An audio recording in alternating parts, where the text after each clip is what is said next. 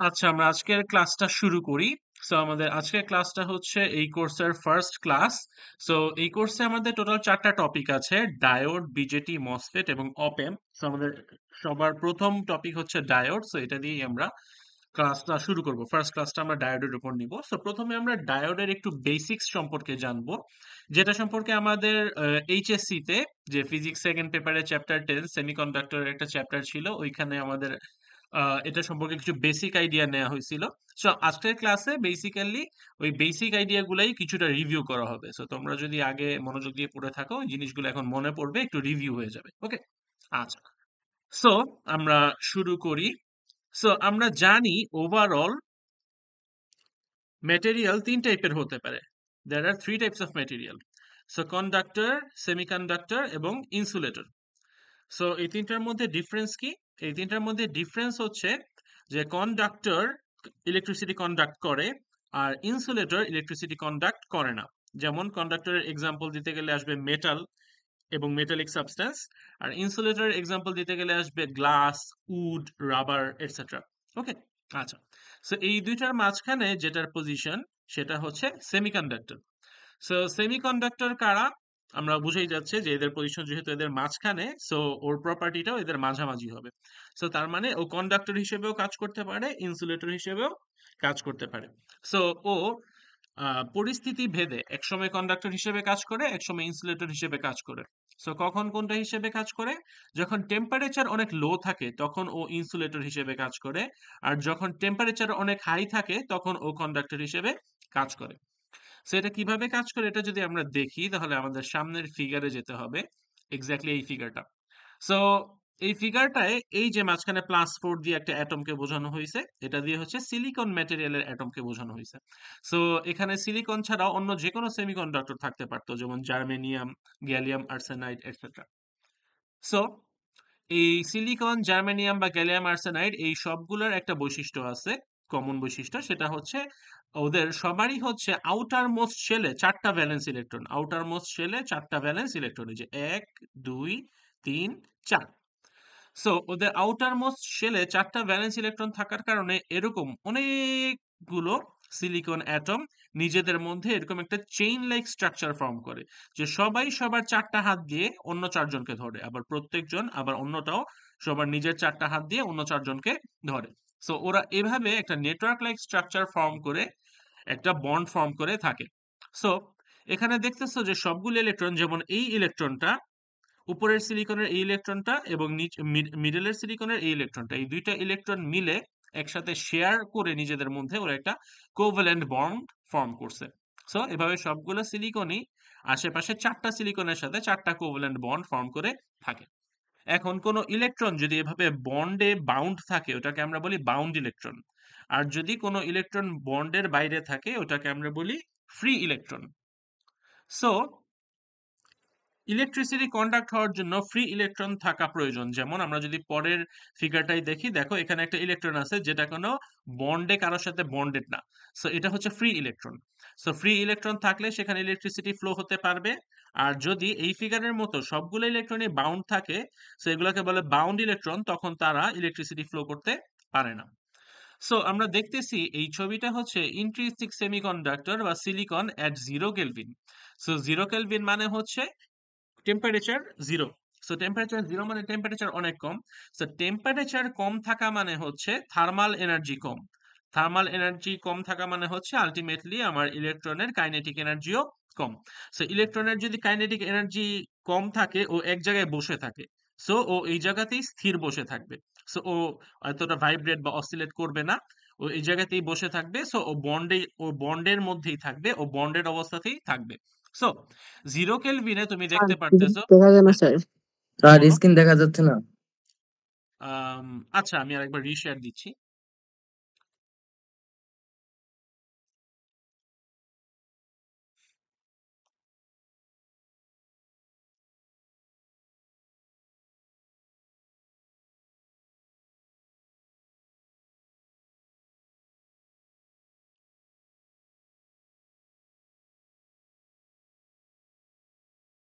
এবার কি দেখা যাচ্ছে স্ক্রিন? জি স্যার। আচ্ছা ঠিক আছে, তাহলে আমরা কন্টিনিউ করি। সো আমরা বলতেছিলাম যে যখন টেম্পারেচার 0 কেলভিন থাকে, যখন টেম্পারেচার 0 কেলভিন থাকে, তখন টেম্পারেচার যেহেতু কম থাকে, এনার্জিও কম থাকে, সো ইলেকট্রনগুলোর এনার্জি কম থাকে। সো ইলেকট্রনগুলোর এনার্জি কম থাকলে তখন যেটা হয় সেটা হচ্ছে ইলেকট্রনগুলো এক জায়গায় বসে থাকে, ওরা ভাইব্রেট করে না। সো ওরা এক জায়গায় বসে থাকে, ওরা বন্ডের মধ্যে বন্ডের অবস্থাতেই থাকে। সো তখন কোনো ফ্রি ইলেকট্রন তৈরি হয় না। সো ফ্রি ইলেকট্রন যেহেতু তৈরি হয় না, তখন যেহেতু ফ্রি ইলেকট্রন অ্যাভেলেবল থাকে না, এই জন্য তখন এই যে পুরো সিলিকনটা ইনসুলেটর হিসেবে কাজ করে। মানে ও ইলেকট্রিসিটি কন্ডাক্ট করে না, কারণ এখানে কোনো ফ্রি ইলেকট্রন নাই, এখানে কোনো ফ্রি ইলেকট্রন নাই। এই জন্য 0 কেলভিনে সেমিকন্ডাক্টর ওয়ার্কস অ্যাজ ইনসুলেটর, 0 কেলভিনে সেমিকন্ডাক্টর ওয়ার্কস অ্যাজ ইনসুলেটর। কিন্তু যদি আমরা টেম্পারেচার বাড়াইতে থাকি আর temperature greater than 0 kelvin, so temperature যদি 0 কেলভিন থেকে একটু একটু করে বাড়াইতে থাকো, তো টেম্পারেচার যখন বাড়াবা তখন যেটা হবে, থার্মাল এনার্জি বৃদ্ধি পাবে, ইলেকট্রনগুলার থার্মাল এনার্জি বৃদ্ধি পাবে, সো ইলেকট্রনগুলার কাইনেটিক এনার্জিও বৃদ্ধি পাবে। মানে এখানে যে একটা ইলেকট্রন বসেছিল ও এভাবে ভাইব্রেট করা শুরু করবে। টেম্পারেচার যত বাড়াবা তত বেশি ভাইব্রেট করা শুরু করবে।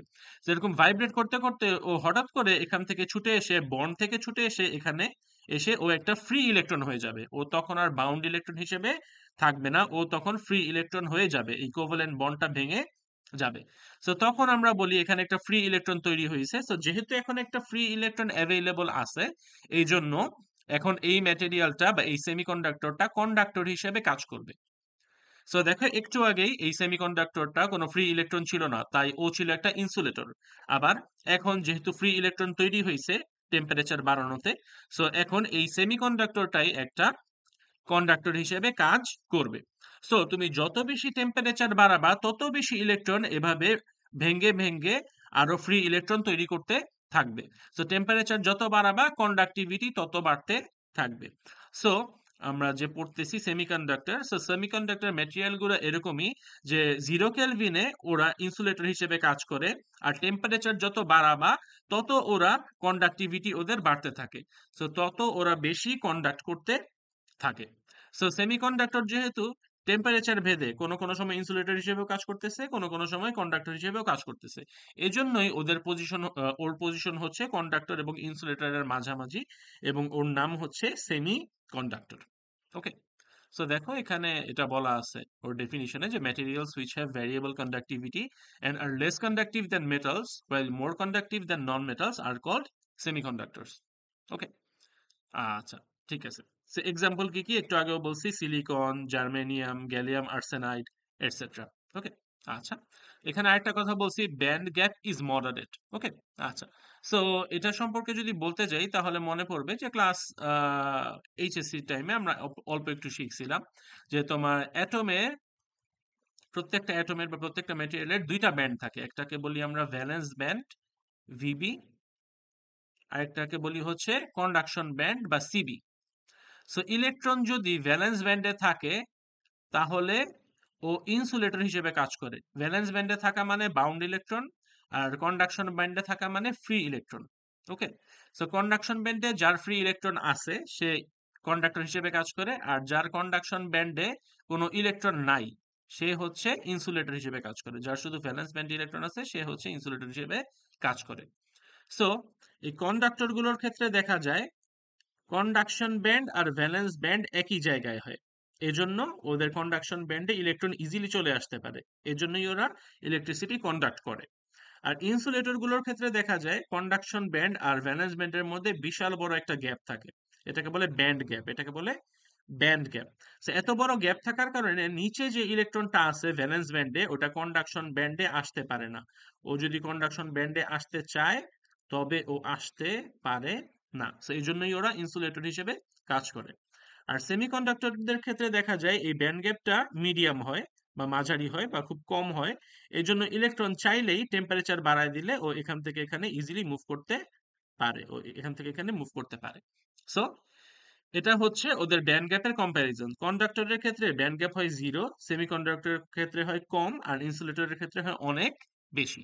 এই কথাটাই এখানে বলা আছে এই যে সেকেন্ড পয়েন্টটায়, যে for semiconductors band gap is moderate, not high like insulators and not zero like metals.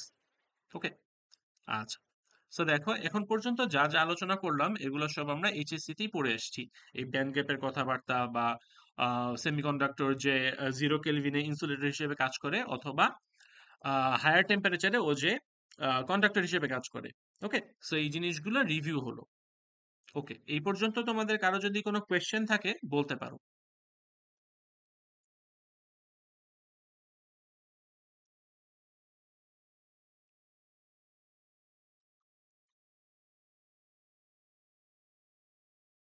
আচ্ছা, তোমাদের যদি কোয়েশ্চেন না থাকে আমি সামনে আগাই। সো আমরা একটু আগে দেখলাম ম্যাটেরিয়াল কয় টাইপের হয়। ম্যাটেরিয়াল হয় 3 টাইপের: কন্ডাক্টর, সেমিকন্ডাক্টর এবং ইনসুলেটর। এখন যদি দেখি সেমিকন্ডাক্টর কয় টাইপের হয়, সেমিকন্ডাক্টর হয় 2 টাইপের: ইনট্রিনসিক এবং এক্সট্রিনসিক। সো এই দুইটার মধ্যে পার্থক্য কি? ইনট্রিনসিক হচ্ছে উইদাউট ডোপিং, আর এক্সট্রিনসিক হচ্ছে উইথ ডোপিং। সো এটার মানে কি? ডোপিং, ডোপিং করা মানে হচ্ছে ইমপিউরিটি অ্যাড করা বা আর্টিফিশিয়াল অন্য কিছু অ্যাড করা। তো ইন্ট্রিনসিক মানে কোনো কিছু অ্যাড করা হয় না এটায়, তার মানে এটার মধ্যে শুধু সিলিকনই থাকবে, শুধু সিলিকন বা অন্য কোনো সেমিকন্ডাক্টরই থাকবে। সো ইন্ট্রিনসিক মানে হচ্ছে just silicon, just silicon without doping, তার মানে এটার সাথে অন্য কিছু অ্যাড করা হয় নাই। ওকে, আর যদি আমরা এক্সট্রিনসিক বলি, এক্সট্রিনসিক মানে হচ্ছে সিলিকনের সাথে অন্য কিছু অ্যাড থাকবে। যেমন সিলিকনের সাথে ফসফরাস অ্যাড থাকতে পারে, বা সিলিকনের সাথে বোরন অ্যাড থাকতে পারে, for example.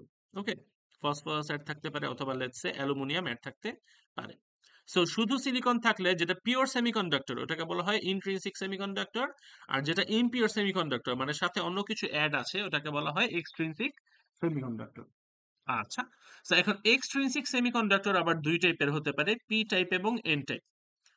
So P type N type কারা? পি টাইপ হচ্ছে তারা যারা হচ্ছে ট্রাইভ্যালেন্ট অ্যাটম, মানে ওদের লাস্ট শেলে 3টা এক্সট্রা ইলেকট্রন থাকে, ওদেরকে বলা হয় পি টাইপ। আর এন টাইপ কারা? যারা হচ্ছে পেন্টাভ্যালেন্ট অ্যাটম, তার মানে ওদের লাস্ট শেলে, আউটার মোস্ট শেলে 5টা ইলেকট্রন থাকে, ওদেরকে বলা হয় এন টাইপ।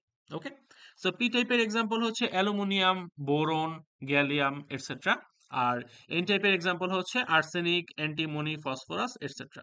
ওকে, আচ্ছা, সো এখন আমরা একটু ডিটেইলসে বোঝার চেষ্টা করি যে পি টাইপের নাম কেন পি টাইপ দেওয়া হয়েছে আর এন টাইপের নাম কেন এন টাইপ দেওয়া হয়েছে। ওকে, আচ্ছা, সো আমরা যদি দেখি, ওকে, সো এটা হচ্ছে এই স্লাইডে যে ছবিটা দেখতে পাচ্ছি এটা হচ্ছে একটা এক্সট্রিনসিক স্ক্রিন দেখা যায় না সেমিকন্ডাক্টর স্যার? এন টাইপের। হ্যাঁ, বলো। স্ক্রিন দেখা যায় না স্যার, আগেরটাই আছে। ও আচ্ছা আচ্ছা আচ্ছা, আমি আবার রিশেয়ার দিচ্ছি, কোনো কারণে হয়তো ঝামেলা করছে।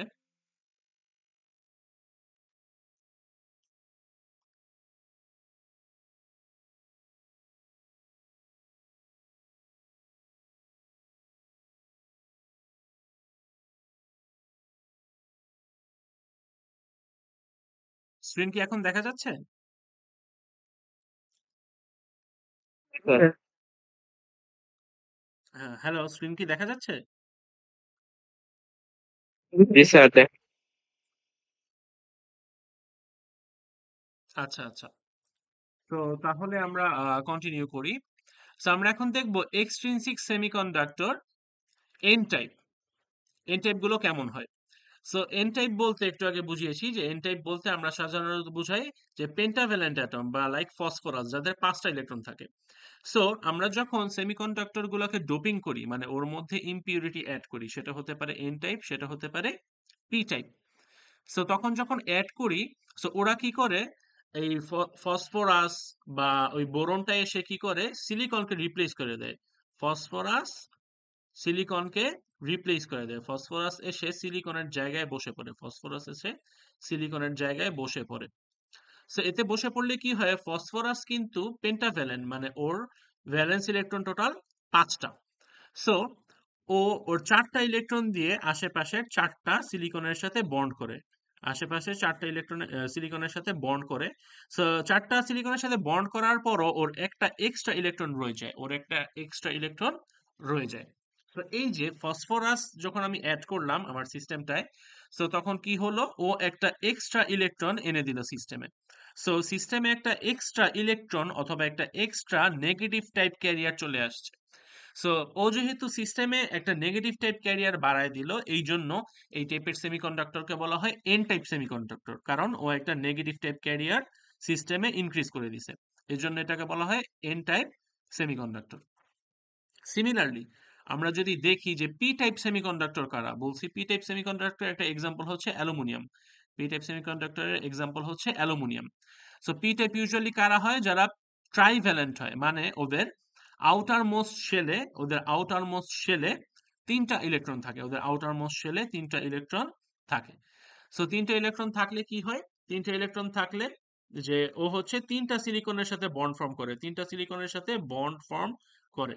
তো তিনটা সিলিকনের সাথে বন্ড ফর্ম করলে যেটা হয়, ওর এই জায়গাটায় একটা ফাঁকা স্পেস রয়ে যায়, এই জায়গাটায় একটা ফাঁকা স্পেস রয়ে যায়। ওকে, সো যে যে কোনো ফাঁকা স্পেস যেখানে ইলেকট্রন নাই, অ্যাবসেন্স অফ ইলেকট্রন, এটাকে আমরা বলি হোল। অ্যাবসেন্স অফ ইলেকট্রনকে আমরা বলি হোল। অ্যাবসেন্স অফ ইলেকট্রনকে আমরা বলি হোল।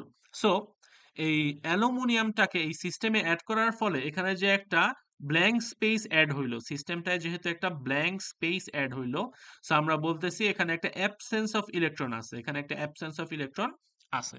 সো তার মানে এখানে একটা হোল আছে, তার মানে আমরা সিস্টেমে একটা হোল ইন্ট্রোডিউস করছি, তার মানে আমরা সিস্টেমে একটা হোল অ্যাড করছি। এই জন্যই হোল, ইলেকট্রন হচ্ছে নেগেটিভ চার্জ, ইলেকট্রনকে ধরা হয় নেগেটিভ চার্জ, আর হোলকে ধরা হয় পজিটিভ চার্জ, হোলকে ধরা হয় পজিটিভ চার্জ। সো ইলেকট্রন যেহেতু নেগেটিভ চার্জ, ইলেকট্রনকে বলা হয় এন টাইপ ক্যারিয়ার, আর হোল যেহেতু পজিটিভলি চার্জ, হোলকে বলা হয় পি টাইপ ক্যারিয়ার।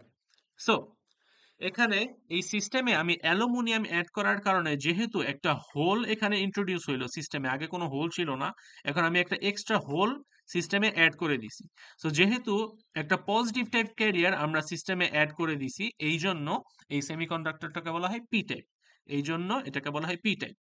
সো সিস্টেমে যেহেতু একটা হোল বা পজিটিভ টাইপ ক্যারিয়ার আমরা অ্যাড করছি, এই জন্য এই এক্সট্রিনসিক সেমিকন্ডাক্টরটাকে বলা হয় পি টাইপ।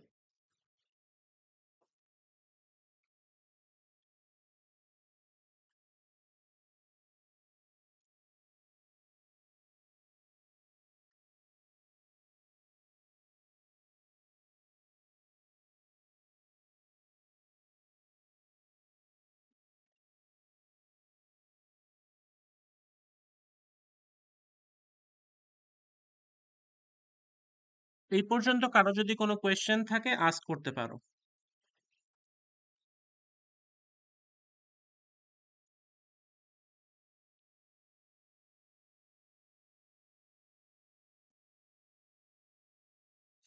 আচ্ছা, এই পর্যন্ত যদি কোয়েশ্চেন কারো না থাকে তাহলে আমরা সামনে আগাই। ওকে, সো আমরা এখানে দেখতেছিলাম যে সেমিকন্ডাক্টর দুই টাইপের, ইন্ট্রিনসিক এবং এক্সট্রিনসিক। ইন্ট্রিনসিক মানে উইদাউট ডোপিং, আর এক্সট্রিনসিক মানে উইথ ডোপিং। সো আমরা দেখছি ইন্ট্রিনসিকের এক্সাম্পল ছিল এটা এবং এটা, যে সিলিকন, শুধু সিলিকন, পিওর সিলিকন 0 কেলভিনে ইনসুলেটর হিসেবে কাজ করে, এবং এটা temperature greater than 0 kelvin it works as conductor. হ্যাঁ বলো। স্যার স্ক্রিন ভালো মতো দেখতে পারছি না। আচ্ছা আচ্ছা, ওকে, আমি আবার রিশেয়ার দিচ্ছি।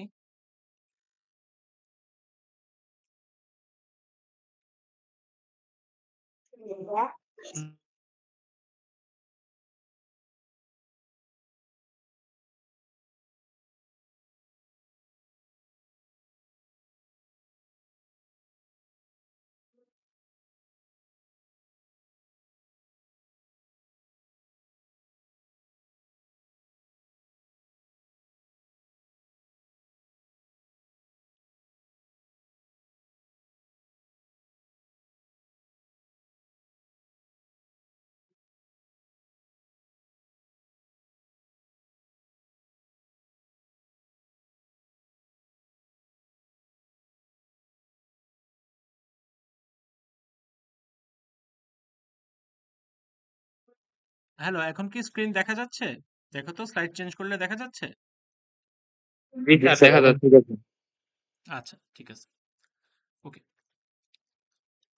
ওকে। সো আমরা দেখতেছিলাম সেমিকন্ডাক্টর দুই টাইপের, ইন্ট্রিনসিক এবং এক্সট্রিনসিক। সো শুধু পিওর সিলিকন থাকলে, যেমন এই ফিগারটায় অথবা এই ফিগারটায়, শুধু পিওর সিলিকন থাকলে সেটাকে আমরা বলি ইন্ট্রিনসিক সেমিকন্ডাক্টর। আর যদি এটার সাথে অন্য কিছু অ্যাড থাকে, যেমন এই ফিগারটায় এখানে একটা এন টাইপ ইম্পিউরিটি মাঝখানে অ্যাড করা হয়েছে। এখানে একটা এন টাইপ ইম্পিউরিটি মাঝখানে অ্যাড করা হয়েছে। সো এজন্য এটাকে বলা হচ্ছে একটা এক্সট্রিনসিক সেমিকন্ডাক্টর, কারণ এটা শুধু পিওর সিলিকন নাই, অন্য কিছু অ্যাড করা হয়েছে। সো যেহেতু একটা এন টাইপ অ্যাটম অ্যাড করা হয়েছে, এজন্য এটা হচ্ছে এন টাইপ এক্সট্রিনসিক সেমিকন্ডাক্টর। আর পরের স্লাইডে যদি দেখি যে এখানে একটা পি টাইপ ইম্পিউরিটি অ্যাড করা হয়েছে, এজন্য এটার নাম হয়ে গেছে পি টাইপ এক্সট্রিনসিক সেমিকন্ডাক্টর। ওকে, আচ্ছা। সো তাহলে সেমিকন্ডাক্টর টোটাল 3 টাইপ হতে পারে। আমরা যদি এখানে ক্লাসিফিকেশনটা দেখি, ইন্ট্রিনসিক হতে পারে, এক্সট্রিনসিক হতে পারে, আবার এক্সট্রিনসিক এর মধ্যে 2 টাইপ হতে পারে, পি টাইপ এবং এন টাইপ। ওকে, আচ্ছা। সো এখন পি টাইপ এবং এন টাইপ আসলে এগুলাই মোস্ট ইম্পর্টেন্ট। আমরা যে পরে দেখব যে ডায়োড বা যে BJD, MOSFET, transistor type device গুলো বানাইতে গেলে ইন্ট্রিনসিকটা আমাদের খুবই কম দরকার হয়। ইউজুয়ালি পি টাইপটা এবং এন টাইপটাই বেশি দরকার হয়। সো আমরা সামনে আগাই, তাহলে আমরা দেখতে পারবো। আচ্ছা, সো দেখো এখানে আমরা এখন স্টাডি করব একটা PN junction. So PN junction জিনিসটা কি? পিএন জাংশন জিনিসটা হচ্ছে, তুমি যদি একটা পি টাইপ সিলিকন নাও আর একটা এন টাইপ সিলিকন নাও, তারপর ওদেরকে এখানে জোড়া লাগাই দাও, সো এটাই হয়ে যাবে একটা পিএন জাংশন। ওকে, সো এটা শুধু পিএন জাংশন না, এট দ্য সেম টাইম এটা একটা ডায়োড। এই যে এই জিনিসটা বানাইছো না পিএন জাংশন, এই পিএন জাংশনেরই আরেকটা নাম হচ্ছে ডায়োড। সো এটাই হচ্ছে আমাদের সিলেবাসের first topic, diode. Okay, which can also be called PN junction. সেটা কিভাবে বানানো হয়? খুব সিম্পল, একটা পি টাইপ সিলিকন নিবা, একটা এন টাইপ সিলিকন নিবা, ওদেরকে জোড়া লাগাই দিবা, তাহলে এটাই হয়ে যাবে পিএন জাংশন। ওকে, আচ্ছা। সো তোমরা তো ল্যাব করছো বা করবা, সামনে ডায়োড নিয়ে এক্সপেরিমেন্ট করবা 242 কোর্সে। সো তখন দেখবা যে সার্কিটে লাগানোর সময় অবশ্যই এই ডায়োড জিনিসটাকে তো আমাদের ব্রেড বোর্ডে বসাইতে হবে, তাই না? সো আমরা যদি ব্রেড বোর্ডে ডায়োডকে বসাইতে যাই, তাহলে দেখবা যে ডায়োড দেখতে এরকম। সো অবভিয়াসলি ডায়োডের দুই মাথায় দুইটা তার থাকবে, যে তার দিয়ে আমরা ডায়োডটাকে ব্রেডবোর্ডে বসাবো। সো দুইটা তার আছে মানে ডায়োডের দুই মাথায় দুইটা মেটাল কন্টাক্ট আছে। কানেকশন দেওয়ার জন্য অবশ্যই দুইটা মেটাল কন্টাক্ট লাগবে। ওকে, আচ্ছা। সো ডায়োডের এই নোড বা এই প্রান্তটাকে বলে অ্যানোড, আর এই টার্মিনালটাকে বলে ক্যাথোড। সো কোনটার নাম অ্যানোড, কোনটার নাম ক্যাথোড কিভাবে মনে রাখবা? সোজা জিনিস, এটা যেহেতু এন টাইপ, এন টাইপ মানে হচ্ছে নেগেটিভ টাইপ, আর নেগেটিভ টাইপকে আমরা বলি অ্যানায়ন। নেগেটিভ টাইপকে আমরা বলি অ্যানায়ন। ওকে, আচ্ছা। সো এটা যেহেতু নেগেটিভ টাইপ, নেগেটিভ টাইপের কাছে কে আসে বলো তো? নেগেটিভের কাছে কে আসে? পজিটিভ। নেগেটিভের কাছে কে আসে? পজিটিভ। ওকে, আচ্ছা। সো নেগেটিভের কাছে যেহেতু আসে পজিটিভ, আর পজিটিভ কোনো কিছুকে আমরা বলি ক্যাটায়ন। সো এই ক্যাটায়ন থেকেই এই মাথাটার এই টার্মিনালটার নাম হয়েছে ক্যাথোড। ক্যাটায়ন থেকেই নাম হয়েছে ক্যাথোড। সিমিলারলি আমরা যদি বলি এটা হচ্ছে পি টাইপ সিলিকন বা পজিটিভ টাইপ সিলিকন, আর পজিটিভের কাছে কে আসে? পজিটিভের কাছে আসে নেগেটিভ। আর নেগেটিভের আরেক নাম কি? নেগেটিভের আরেক নাম হচ্ছে অ্যানায়ন। নেগেটিভ আয়নের আরেক নাম হচ্ছে অ্যানায়ন। সো এখানে যেহেতু অ্যানায়ন আসে, এজন্য এই টার্মিনালটার নাম হচ্ছে অ্যানোড। এই জন্য এই টার্মিনালটার নাম হচ্ছে অ্যানোড। সো একটা ডায়োডে পি টাইপ টার্মিনালে যে যে টার্মিনালটা থাকে ওটাকে বলা হয় অ্যানোড, আর এন টাইপে যে টার্মিনালটা থাকে ওটাকে বলে ক্যাথোড। আচ্ছা, এখন যদি আমরা একটা ডায়োডের সিম্বল দেখি, তাহলে ডায়োডের সিম্বলটা দেখতে হচ্ছে এমন।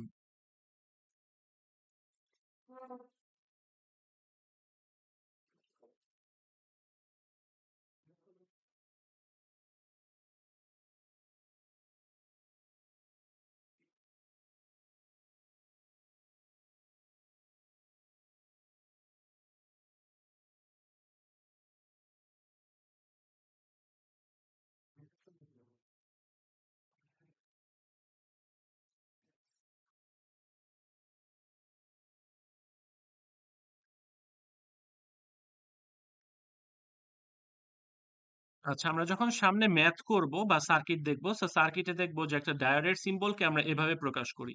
সো এই যে ট্রায়াঙ্গেল টাইপ পোর্শনটা, এটাকে বলা হয় পি টার্মিনাল, আর এই স্ট্রেইট লাইন টাইপ পোর্শনটা এটাকে বলা হয় এন টার্মিনাল।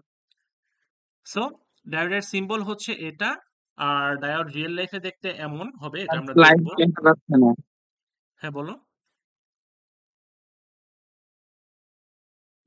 শুনতে পাইনি, আরেকবার বলো। স্লাইডটা দেখা যাচ্ছিল না।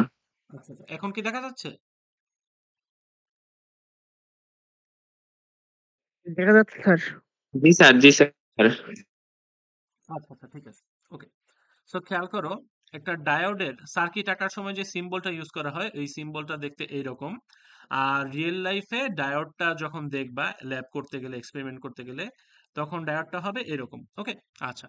সো তখন দেখবা ডায়োডের একটা লং পোর্শন থাকে, একটা শর্ট পোর্শন থাকে। লং পোর্শনটা হচ্ছে পি সাইড আর শর্ট পোর্শনটা হচ্ছে এন সাইড। ওকে, আচ্ছা। আর অলওয়েজ দেখবা যে লং পোর্শনটা কালো কালার থাকে, শর্ট পোর্শনটা সাদা কালার থাকে। সো এই জিনিসগুলো খেয়াল করবা। সো ডায়োডের কোনটা পি সাইড কোনটা এন সাইড এটা ডায়োড দেখে আমাদের চিনতে হবে। ওকে, আচ্ছা। সো এই যে আমরা একটা পি টাইপ আর এন টাইপ সিলিকন আমরা জয়েন করলাম, জয়েন করার কারণে যে জিনিসটা পাইলাম এটা হচ্ছে পিএন জাংশন, এবং এই ডিভাইসটার নামই হচ্ছে ডায়োড। এই ডিভাইসটার নামই হচ্ছে ডায়োড। ওকে, আচ্ছা। দেন আমরা যদি কন্টিনিউ করি, সো একটা ডায়োড আমরা যখন এভাবে একটা পি টাইপ আর একটা এন টাইপ সিলিকন জয়েন করি, এখানে একটা বিষয় ঘটে। সো কি ঘটে এটাই আমরা এখানে দেখব। সো এখানে যে জিনিসটা ঘটে সেটা হচ্ছে, তোমরা যদি খেয়াল করো এখানে যে জিনিসটা ঘটে, আচ্ছা। সো ডায়োডের যে পি টাইপ পোর্শনটা এবং ডায়োডের যে এন টাইপ পোর্শনটা, ওকে, যদিও এটা পি টাইপ, যদিও এটা এন টাইপ, বাট ওভারঅল পুরো ডায়োডটাই নিউট্রাল। ওভারঅল পি টাইপ পোর্শনটাও নিউট্রাল, ইকুয়াল সংখ্যক ইলেকট্রন এবং প্রোটন আছে, এবং এন টাইপ সাইডটাও নিউট্রাল, ইকুয়াল সংখ্যক ইলেকট্রন এবং প্রোটন আছে। ওকে, সো দেখো কোনো একটা কিছু নিউট্রাল, এটাকে ধরো আমি এভাবে আঁকলাম। ওকে, আচ্ছা। আবার একটা জিনিসকে যদি আমি এভাবে আঁকি যে ওর একটা প্লাস পোর্শন আছে এবং সেই সাথে একটা ইলেকট্রন আছে বা একটা মাইনাস পোর্শন আছে। সো দেখো এই জিনিসটা যদি আঁকি, আলটিমেটলি এই ফার্স্ট জিনিসটা আর সেকেন্ড জিনিসটা কিন্তু সেম, কারণ ফার্স্ট জিনিসটা নিউট্রাল আর সেকেন্ড জিনিসটা প্লাস আর মাইনাস মিলে নিউট্রাল। আবার দেখো আমরা যদি এভাবে একটা অ্যাটম আঁকি যে একটা অ্যাটমের নেগেটিভ পোর্শন, সেই সাথে ওর একটু ছোট্ট পজিটিভ পোর্শন আছে, মানে নিউট্রাল জিনিসটা ভেঙে একটা নেগেটিভ পোর্শন তৈরি হয়েছে, একটা পজিটিভ পোর্শন তৈরি হয়েছে। তো তাহলে দেখো এই জিনিসটা কিন্তু ওভারঅল পুরোটাই নিউট্রাল, যেহেতু মাইনাস আর প্লাস মিলে নিউট্রাল, আর এখানেও প্লাস আর মাইনাস মিলে নিউট্রাল। ওকে, সো ঠিক এইভাবে ডায়োডের পি সাইড আর এন সাইডটা ইন্ডিভিজুয়ালি নিউট্রাল, ওরা নেগেটিভও না পজিটিভও না। বাট যখন আমি পি সাইডের ছবিগুলো আঁকি, পি সাইডের ছবিগুলো আঁকার সময় আমরা জিনিসগুলো এভাবে আঁকি যে আমি যদি এই ছবিটা এখানে রিড্র করি, সো আমাদের বোঝার সুবিধার্থে আমরা যখন এই পিএন জাংশনটা আঁকি, তখন পি সাইডের অ্যাটম গুলাকে আমরা এভাবে দেখাই যে দেখাই একটা মাইনাস টাইপ অ্যাটম আছে আর ওর সাথে একটা হোল আছে, ওর সাথে একটা হোল আছে। ঠিক সেম ভাবে প্লাস সাইডেও আমরা এই জিনিসটাই দেখাই এন সাইডে, যে একটা পজিটিভ সেন্ট্রাল পার্ট আছে অ্যাটমটার, আর সেটার সাথে একটা নেগেটিভ ইলেকট্রন আছে, সেটার সাথে একটা নেগেটিভ ইলেকট্রন আছে। সো পি টাইপ আর এন টাইপকে আমরা এভাবে দেখাই। পিএন জাংশনে পি টাইপ আর এন টাইপ ম্যাটেরিয়ালের যে অ্যাটম গুলা ওটাকে এভাবে দেখাই যে একটা মাইনাস সেন্ট্রাল পোর্শন এবং সাথে একটা হোল, আর এন টাইপে হচ্ছে একটা প্লাস সেন্ট্রাল পোর্শন এবং সাথে একটা ইলেকট্রন। সো এভাবে শো করি। সো এভাবে যখন শো করি যে জিনিসটা হয়, দেখো এই যে হোলটা আর এই যে ইলেকট্রনটা, হোলটা আর ইলেকট্রনটা খুবই কাছাকাছি আছে। সো হোল হচ্ছে পজিটিভ টাইপ, ইলেকট্রন হচ্ছে নেগেটিভ টাইপ। সো ওরা কি করে, একে অপরকে অ্যাট্রাক্ট করে। সো ওরা একে অপরকে অ্যাট্রাক্ট করলে কি হয়, একে অপরের সাথে জয়েন হয়ে যায়, কম্বাইন হয়ে ওরা একে অপরকে নিউট্রালাইজ করে ফেলে। সো ওদের এক্সিস্টেন্স আর থাকে না, ওদের এক্সিস্টেন্স আর থাকে না। বিষয়টা এরকম যে আমরা যদি ফেরত যাই, যে আমরা যখন ইন্ট্রিনসিক সেমিকন্ডাক্টর পড়তেছিলাম, যে জিরো কেলভিনে কিন্তু কোনো ইলেকট্রন বা হোলের অস্তিত্ব থাকে না, জিরো কেলভিনে কিন্তু কোনো ইলেকট্রন বা হোলের অস্তিত্ব থাকে না। কিন্তু টেম্পারেচার জিরো কেলভিন থেকে বাড়ায় দিলেই তখন ফ্রি ইলেকট্রন তৈরি হয়। আর ফ্রি ইলেকট্রন যে জায়গাটা থেকে বেরোয় আসে ওই জায়গাটায় একটা ফাঁকা ব্ল্যাঙ্ক স্পেস পাওয়া যায়। সো এই জায়গাটা হচ্ছে অ্যাবসেন্স অফ ইলেকট্রন, এই জায়গাটা হচ্ছে অ্যাবসেন্স অফ ইলেকট্রন। আর অ্যাবসেন্স অফ ইলেকট্রন যে জায়গাটা, এটাকেই বলা হয় hole. Absence of electron is called hole. So তার মানে দেখো আগের ছবিটায় যদি খেয়াল করো এখানে কোনো ফ্রি ইলেকট্রন বা ফ্রি হোল ছিল না। ওকে, কোনো কিছুই ছিল না, বাট এখন ওই যেখানে কোনো কিছুই ছিল না সেই নাথিং থেকে একটা ফ্রি ইলেকট্রন তৈরি হয়েছে আর একটা হোল তৈরি হয়েছে। সো তার মানে নাথিং থেকে একটা ফ্রি ইলেকট্রন আর একটা হোল তৈরি হতে পারে। ঠিক তেমনি ভাবে একটা ফ্রি ইলেকট্রন আর একটা হোল একসাথে কম্বাইন হইলে তখন কোনো কিছুই থাকে না, না হোলটা থাকে না ইলেকট্রনটা থাকে, দুইটা মিলে ভ্যানিশ হয়ে যায়। ওকে, সো এই জিনিসটা আমি সামনে গিয়ে এই জিনিসটা দিয়ে আমরা এক্সপ্লেন করতে পারি যে এই পিএন জাংশনে কি হয়, যে ইলেকট্রন আর হোল গুলা কাছাকাছি থাকে ওরা একে অপরের সাথে কম্বাইন হয়ে ভ্যানিশ হয়ে যায়। সো ওরা যদি কম্বাইন হয়ে ভ্যানিশ হয়ে যায়, সো তখন বিষয়টা কি হয়, যে পিএন জাংশনের যেখানে যে পোর্শনটা একদম মিডল পোর্শনটায় পি টাইপ আর এন টাইপ ম্যাটেরিয়াল মিক্স হয়েছে, ওইখানে আর কোনো ফ্রি ক্যারিয়ার থাকে না, ওইখানে শুধু এই সেন্ট্রাল অ্যাটম গুলা থাকে, ওইখানে শুধু এই অ্যাটমের সেন্ট্রাল পোর্শন গুলা থাকে। সো অ্যাটমের সেন্ট্রাল পোর্শন গুলা থাকে। সো তখন ওইখানে এরকম একটা লেয়ার তৈরি হয়, একদম জাংশনে এরকম একটা লেয়ার তৈরি হয়। দেখো এখানে এই লেয়ারটা এখানে দেখানো হয়েছে ফিগারে। সেটাকে বলা হয় বাউন্ড চার্জেস, সেটাকে বলা হয় বাউন্ড চার্জেস, কারণ ওদের ইলেকট্রন আর হোল মিলিত হয়ে গেছে। সো এখন ওরা এই রাইট সাইডের অ্যাটম গুলা প্লাস আকারে রয়ে গেছে, লেফট সাইডের অ্যাটম গুলা মাইনাস আকারে রয়ে গেছে, ওরা আর কোনো কিছুতে চেঞ্জ হইতে বা ট্রান্সফর্ম হইতে পারতেছে না। তো এই পোর্শনটাকে বলা হয় বাউন্ড, এই পোর্শনে যে চার্জগুলো থাকে ওগুলাকে বলা হয় বাউন্ড চার্জেস। আর এই রিজিয়নটার নাম হচ্ছে ডিপ্লিশন রিজিয়ন, এই রিজিয়নটার নাম হচ্ছে ডিপ্লিশন রিজিয়ন। আচ্ছা ঠিক আছে, সেই জিনিসটা আমরা বুঝলাম। সো এই জিনিসটা হওয়ার কারণে আলটিমেটলি আমাদের কি হইলো, এই জিনিসটা হওয়ার কারণে আলটিমেটলি এখন যে জিনিসটা হবে যে পি সাইডে তো আমার আরো হোল আছে, ওরা কিন্তু ডান সাইডের ইলেকট্রনের সাথে মিক্স হতে চাবে বা মিলতে চাবে, কম্বাইন হতে চাবে। বাট ওরা যখন ডান দিকে আসতে চাবে, ডান দিকে আসতে গেলেই এই বড় বড় পজিটিভ সেন্ট্রাল অ্যাটম গুলার কারণে ওরা বাধা পাবে। সো ওরা হোলগুলা বাম থেকে ডানে আসতে পারবে না। ঠিক সিমিলারলি ফ্রি ইলেকট্রন গুলা বাম সাইডে এসে হোলের সাথে মিলতে চাবে, বাট ওরা যখন মিলতে আসতে চাবে এখানে এই যে ব্লু নেগেটিভ পোর্শন গুলার কারণে রিপেলড হয়ে, রিপালশন হয়ে, কারণ মাইনাস মাইনাসকে রিপালস করে। সো এই কারণে কি হবে, এই নেগেটিভ পোর্শনটা ইলেকট্রন গুলোকে মুভ করতে দিবে না। সো এরকম যদি মুভ করতে না দেয় তখন এই যে টোটাল ফিগারটা দেখতে পাচ্ছি, সো এই সিস্টেমটা এই ফিগারের মতো হয়ে যাবে, যে মাঝখানে একটা ডিপ্লিশন রিজন তৈরি হবে, হোল হোলের মতো বসে থাকবে, ইলেকট্রন ইলেকট্রনের মতো বসে থাকবে, কোনো চার্জ বাম থেকে ডানে বা ডান থেকে বামে যেতে পারবে না। সো কোনো চার্জ যদি ফ্লো করতে না পারে, তার মানে এইখান দিয়ে কোনো চার্জ ফ্লো হবে না, কোনো কারেন্টও ফ্লো হবে না। সো দ্যাট মিনস ডায়োডের সাথে যদি তুমি কোনো ব্যাটারি ট্যাটারি কানেক্ট না করো, দেন ডায়োড দিয়ে কোনো কারেন্ট ফ্লো হয় না, ডায়োড দিয়ে কোনো কারেন্ট ফ্লো হয় না, বা পিএন জাংশন দিয়ে কোনো কারেন্ট ফ্লো হয় না। দ্যাট মিনস কোনো ব্যাটারি বা কোনো কিছু, কোনো ব্যাটারি না লাগাইলে, ব্যাটারি লাগানো বা কোনো ভোল্টেজ না দিলে, ওকে, ভোল্টেজ দেয়াকে বলা হয় বায়াস অ্যাপ্লাই করা, অ্যাপ্লাইড বায়াস। সো এখানে ফিগারে কি লেখা, PN junction with no applied bias. So তার মানে কোনো ব্যাটারি যদি তুমি এখানে কানেক্ট না করো, আমরা চাইলেই এখানে একটা ব্যাটারি ডায়োডের বাম মাথায় আর ডান মাথার মধ্যে চাইলেই একটা ব্যাটারি কানেক্ট করতে পারতাম। ওকে, সো আমরা যদি কোনো ব্যাটারি কানেক্ট না করি, আমরা যদি কোনো ব্যাটারি কানেক্ট না করি, তাহলে ডায়োডের মধ্য দিয়ে দেখতেছো এখানে ডিপ্লিশন রিজন তৈরি হয়ে আছে। তো ডিপ্লিশন রিজন তৈরি হয়ে থাকার কারণে এখানে কোনো ক্যারিয়ার ফ্লো হইতে পারতেছে না বাম থেকে ডানে বা ডান থেকে বামে, তার মানে কোনো কারেন্ট ফ্লো হচ্ছে না। সো দ্যাট মিনস এই যে PN junction with no applied bias, diode off অবস্থায় কারেন্ট ফ্লো করে না, ডায়োড অফ অবস্থায় কারেন্ট ফ্লো করে না। সো ওই টোটাল ফিগারটা থেকে আমরা এই জিনিসটাই বুঝতে পারলাম যে ডায়োড অফ অবস্থায় বা কোনো ব্যাটারি লাগানো ছাড়া অবস্থায় কোনো কারেন্ট ফ্লো করে না। এই মাঝখানে যে ডিপ্লিশন রিজিয়নটা তৈরি হয়েছে, এই ডিপ্লিশন রিজিয়নটা কারেন্ট চলাচলে বাধা দেয়, বাম থেকে ডানে বা ডান থেকে বামে চলাচলে বাধা দেয়। ওকে, আচ্ছা, ওকে, এই পর্যন্ত কারো কোনো কোয়েশ্চেন থাকলে বলতে পারো।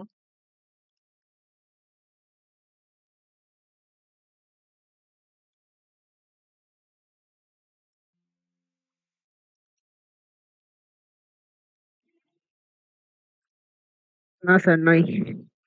আচ্ছা ঠিক আছে, তাহলে খেয়াল করো এখানে আমরা আরেকটা জিনিস একটু নোটিস করব, একটু খেয়াল করব, যে দেখো এইচএসসি তে বা এর আগেও লাইফে বা ডিসি সার্কিটস কোর্সে তোমরা যেখানেই যেটা পড়ে আসবা, সব জায়গাতেই একই জিনিস পড়ে আসবা। যদি খেয়াল করো যে যদি ইলেকট্রিক ফিল্ডের ডিরেকশন তোমার কাছে কখনো জানতে চাওয়া হয়, অলওয়েজ এটা মনে রাখবা, ইলেকট্রিক ফিল্ডের ডিরেকশন অলওয়েজ প্লাস থেকে মাইনাসের দিকে, ইলেকট্রিক ফিল্ডের ডিরেকশন অলওয়েজ প্লাস থেকে মাইনাসের দিকে, ইলেকট্রিক ফিল্ডের ডিরেকশন অলওয়েজ প্লাস থেকে মাইনাসের দিকে। সো এখানে দেখো এই ডিপ্লিশন রিজিয়নে কিন্তু একটা পজিটিভ পোর্শন আছে, আবার একটা নেগেটিভ পোর্শন আছে। সো এখানে যদি তোমাকে কখনো জিজ্ঞেস করা হয় যে ইলেকট্রিক ফিল্ডের ডিরেকশনটা কোন দিকে, আনসার হবে প্লাস থেকে মাইনাসের দিকে, প্লাস থেকে মাইনাসের দিকে। সেই জন্যই দেখো এখানে ব্লু কালি দিয়ে দেখাই দিয়েছে যে ইলেকট্রিক ফিল্ডের ডিরেকশন হচ্ছে রাইট থেকে লেফটে অথবা প্লাস থেকে মাইনাসের দিকে। ওকে, সো এই জিনিসটা আমাদের খেয়াল করতে হবে। আচ্ছা, সো আমাদের আরেকটা জিনিস খেয়াল করতে হবে, সেটা হচ্ছে এই আইডি এবং আইএস, এই জিনিস দুইটা কি, আইডি এবং আইএস। ওকে, আচ্ছা, সো আইডি জিনিসটা হচ্ছে ডায়োড কারেন্ট, আই মানে কারেন্ট আর ডি মানে ডায়োড। সো আইডি মানে হচ্ছে ডায়োড কারেন্ট, আর এখানে আইএস মানে কি বোঝাচ্ছে, আই মানে তো অবভিয়াসলি কারেন্ট, আর এস মানে বোঝাচ্ছে স্যাচুরেশন অথবা রিভার্স স্যাচুরেশন। ওকে, আচ্ছা, সো আইডি মানে হচ্ছে ডায়োড কারেন্ট আর আইএস মানে হচ্ছে রিভার্স স্যাচুরেশন কারেন্ট। ওকে, সো আমরা একটু পরে দেখব যে আমরা যখন ব্যাটারি লাগাই ডায়োডের সাথে তখন ডায়োডটা কিভাবে কাজ করে। সো আমরা যদি অবজার্ভ করি, আমরা ডায়োডের লেফট টার্মিনালে এবং রাইট টার্মিনালে ব্যাটারি লাগাইতে পারি। ব্যাটারি দুই ভাবে লাগানো যায়। দেখো, এটা হচ্ছে পি সাইড। পি সাইডের সাথে যদি আমি ব্যাটারির পজিটিভ প্রান্ত লাগাই, পি সাইডের সাথে যদি আমি ব্যাটারির পজিটিভ প্রান্ত লাগাই, এবং এটা হচ্ছে এন সাইড, এন সাইডের সাথে যদি আমি ব্যাটারির নেগেটিভ প্রান্ত লাগাই, ব্যাটারির লম্বা মাথাটা হয় পজিটিভ প্রান্ত আর ছোট মাথাটা হয় নেগেটিভ প্রান্ত।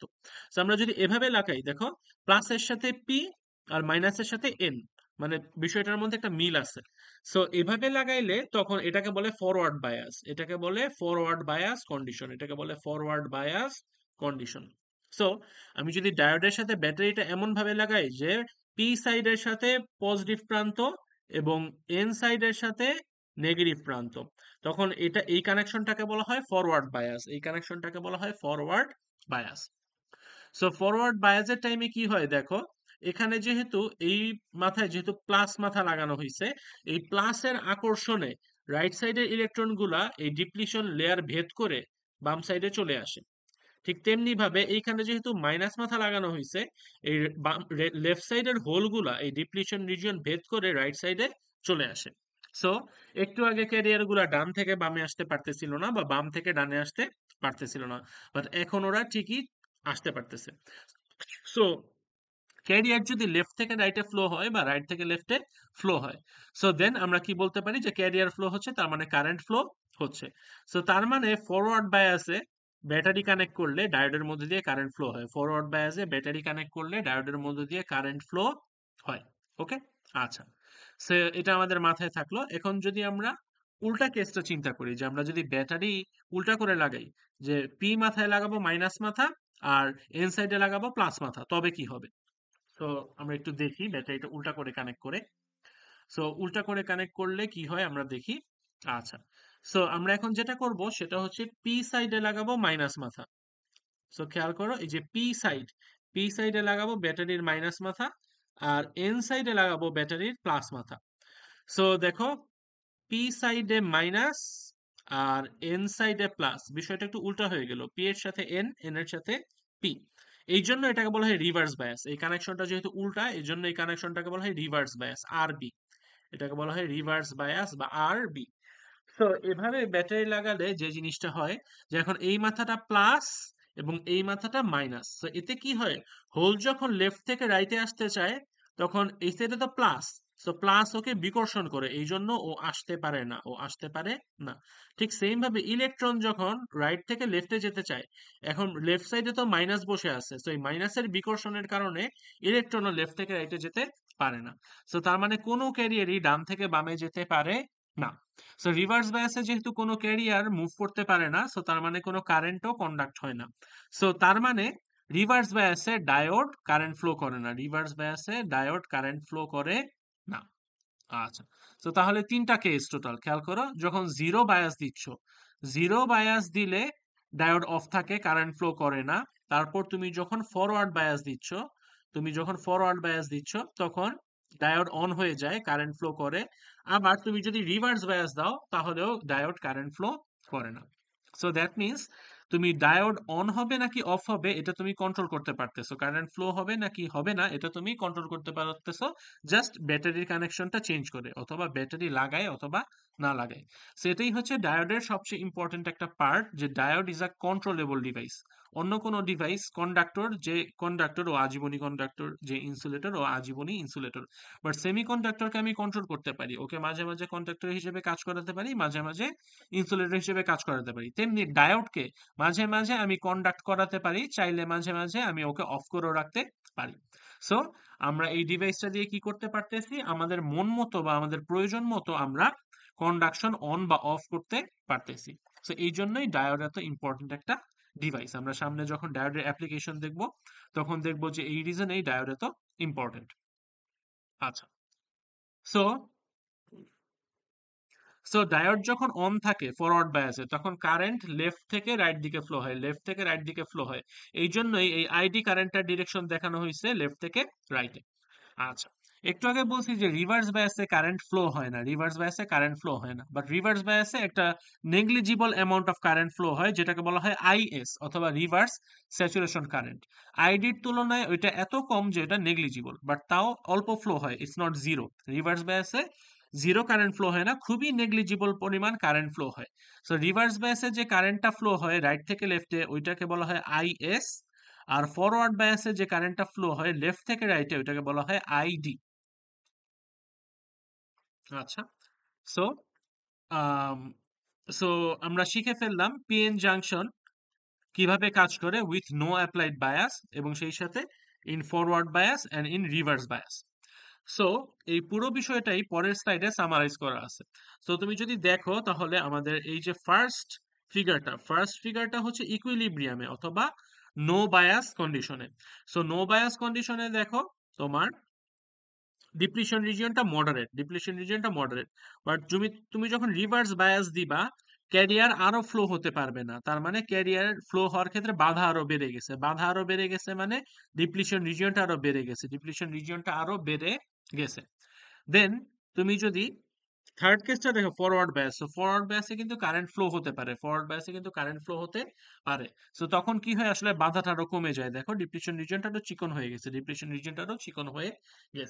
তো তার মানে নো বায়াস অবস্থায় ডিপ্লিশন রিজিয়ন থাকে মডারেট, আর রিভার্স বায়াস অবস্থায় ডিপ্লিশন রিজিয়ন থাকে অনেক চওড়া, আর ফরওয়ার্ড বায়াস অবস্থায় ডিপ্লিশন রিজিয়ন থাকে অনেক চিকন। মানে এই কেসে বাধা কম থাকে, এই কেসে বাধা অনেক বেশি থাকে, আর এই কেসে বাধাটা মডারেট থাকে। ওকে, আচ্ছা। সো কোন কেসে কারেন্ট ফ্লোটা কিরকম এটা এখানে শো করে দিছে যে নো বায়াস কেসে কোনো দিকেই কারেন্ট ফ্লো হয় না। আচ্ছা, আর রিভার্স বায়াস কেসে কি হয়, শুধু রিভার্স দিকে বেশি কারেন্ট ফ্লো হয় আর ফরওয়ার্ড দিকে খুবই কম কারেন্ট ফ্লো হয়। সো রিভার্স দিকের কারেন্টটা যেহেতু খুবই নেগলিজিবল, খুবই স্মল ভ্যালু এই জন্য এটাকে জিরো ধরা হয় অলমোস্ট, যে অফ থাকলেও কারেন্ট ফ্লো হয় না, রিভার্স বায়াসে থাকলেও কারেন্ট ফ্লো হয় না। আর ফরওয়ার্ড বায়াসে থাকলে দেখো আইডি অনেক বড় একটা কারেন্ট ফ্লো হয়, আর রিভার্স দিকে একটা কারেন্ট ফ্লো হয় বাট সেটা খুবই ছোট। So that doesn't matter. So forward দিকে অনেক বড় একটা কারেন্ট ফ্লো হয়। সো তার মানে ফরওয়ার্ড বায়াসে ডায়োড দিয়ে কারেন্ট ফ্লো হয়। সো ডায়োড দিয়ে নো বায়াস অবস্থায় কারেন্ট ফ্লো হয় না, রিভার্স বায়াস অবস্থায় কারেন্ট ফ্লো হয় না, শুধুমাত্র ফরওয়ার্ড বায়াস অবস্থায় ডায়োড দিয়ে কারেন্ট ফ্লো হয়।